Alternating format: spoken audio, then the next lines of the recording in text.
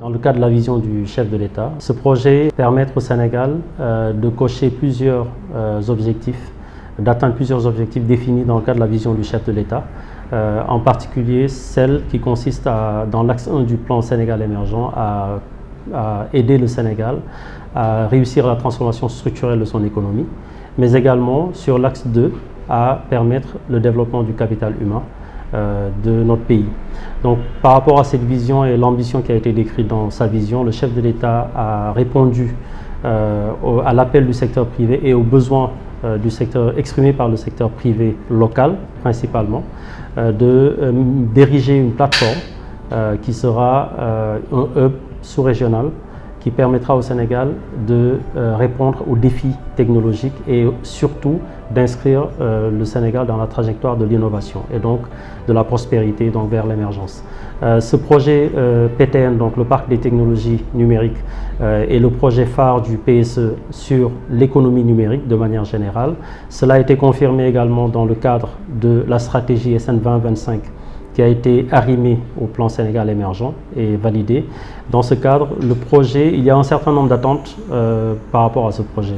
L'une des problématiques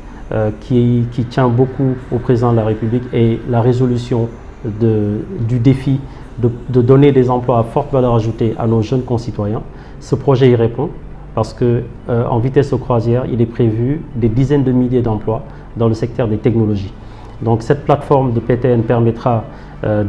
d'assurer une continuité de la qualité de la formation également de nos jeunes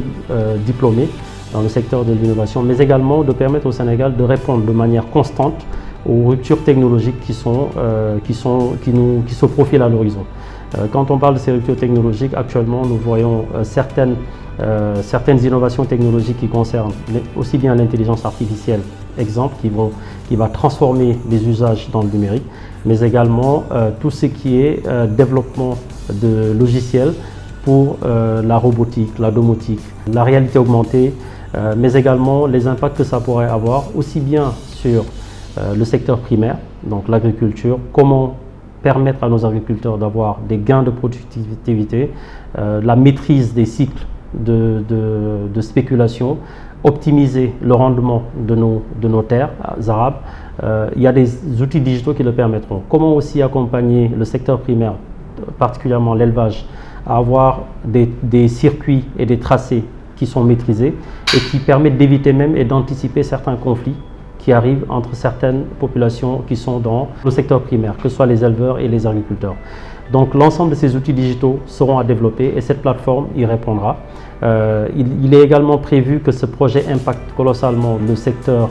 secondaire, donc avec des gains de productivité dans l'industrie, dans la manufacture aussi, dans l'industrie manufacture, qui est aussi un des aspects de l'axe 1 sur la transformation structurelle de l'économie, mais également le secteur des services qui est le domaine naturel de tout ce qui est économie numérique et digitale. Donc ce qu'il faudrait comprendre par rapport à ce projet PTN, c'est que c'est la réponse que le président de la République a trouvée et qui est pertinent, salué par l'ensemble des acteurs de l'écosystème, comme on appelle, aussi bien public que privé, et qui adhèrent à ce projet parce qu'ils savent que ce projet va répondre à beaucoup de problématiques du secteur privé, que ce soit l'accès à des bureaux équipés en mode plug and play, donc prêt à l'emploi, dans un cadre très attractif pour les investissements en TIC pour le Sénégal, le fait de positionner le Sénégal comme un leader sous-régional dans le secteur des services et des multiservices et d'être prêt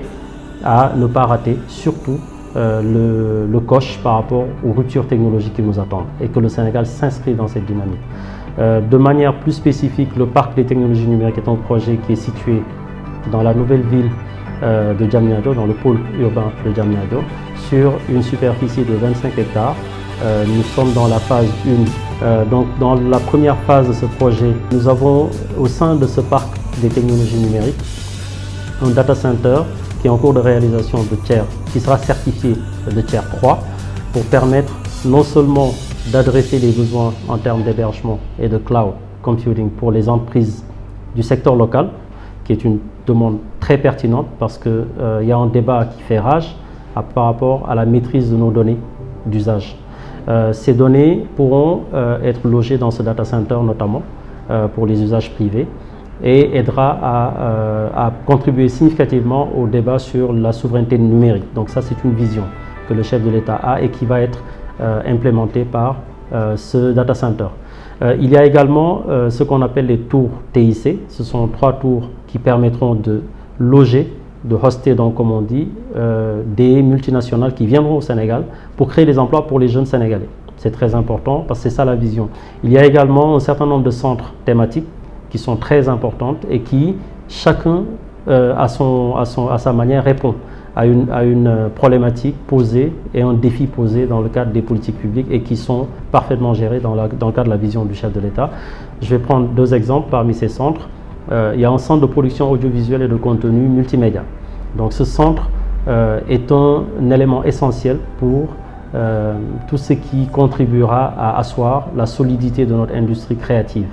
En effet, dans ce centre, nous avons l'ensemble des outils qui seront prévus en termes de contenus digitaux à produire, des outils qui permettront de faire l'ensemble de la post-production pour tout ce qui est industrie créative, que ce soit la production de films locaux, la production de clips, de séries, mais également des éléments liés au gaming par exemple, qui offrent aussi des opportunités d'emploi et de création de valeur pour le Sénégal. Il y a également un centre d'innovation dédié aux startups,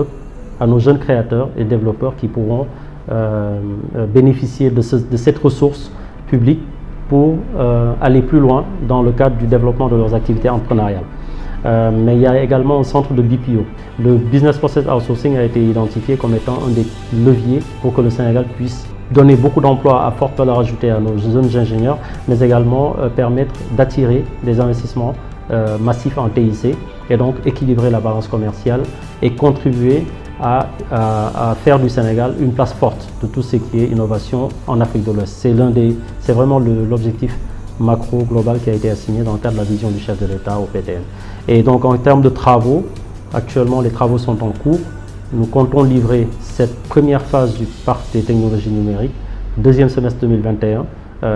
Récemment, il y a eu donc effectivement certains aspects liés à la crise sanitaire qui ont impacté sur les aspects d'approvisionnement et même sur le rythme intense qu'on avait sur les travaux, mais nous avons pu optimiser les plannings. Nous sommes dans la bonne direction pour tenir les délais qui nous ont été assignés par les autorités. Il y a une partie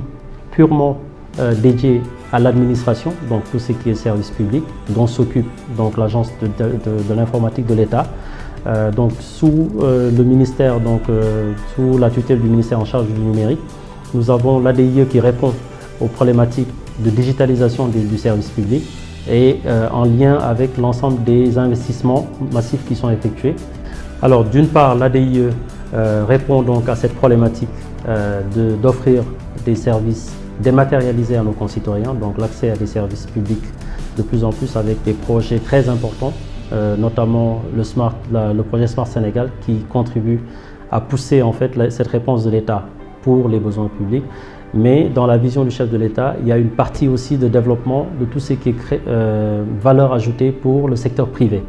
Et le projet de parc des technologies numériques, justement, répond à ces besoins. Et donc, au final, dans la vision, on adresse aussi bien les besoins du public,